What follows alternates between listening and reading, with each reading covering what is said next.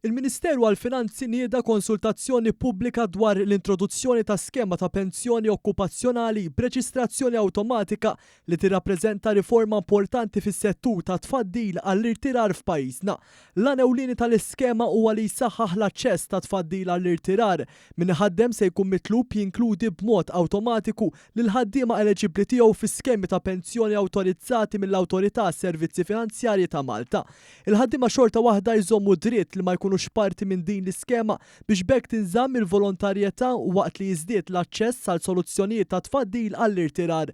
Dawk eliġibbli jrid ikollhom mill-inqas 18 sena u mhux inqas minn 10 snin il-bogħod mill-età tal-irtirar li jħallsu t-taxxa f'Malta, li jaħdmu regolarment f'Malta u li xogħolhom huwa sors prinċipali ta' dħul tagħhom. Id-dokument ta' konsultazzjoni jipproponi kontribuzzjoni minima ta' 50 euro fix-xahar mill-ħaddiema li jażlu li jkunu parti mill-iskema li titnaqqas direttament mill-paga.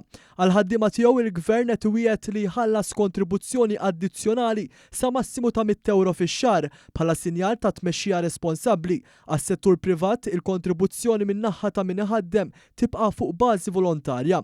Il-portabilità tal-pensjonijiet meta l-ħaddiem ibiddel l-impjieg se tkun żgurata b'mekkaniżmi li jippermettu trasferimenti bla xkil bejn l-iskemi.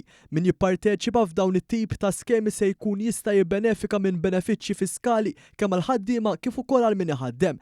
Id-dokument tal-konsultazzjoni qed jipproponi li l-iskema tibda fis-settur pubbliku fir-raba' kwart ta' din is-sena u tidħol fis-settur privat mhux aktar tard minn 6 xhur wara. Il-perjodu ta' konsultazzjoni se jdum xahar biex jinġabru reazzjonijiet u proposti minn dawk kollha interessati. Wara l-Gvern se joħroġ rapport li jwieġeb għas-suġġerimenti u jippreżenta kull tibdil propost fil-qafas. Għal aktar informazzjoni jew biex tipparteċipa fil-proċess ta' konsultazzjoni tista' żżur is-sit finance.gov.mt.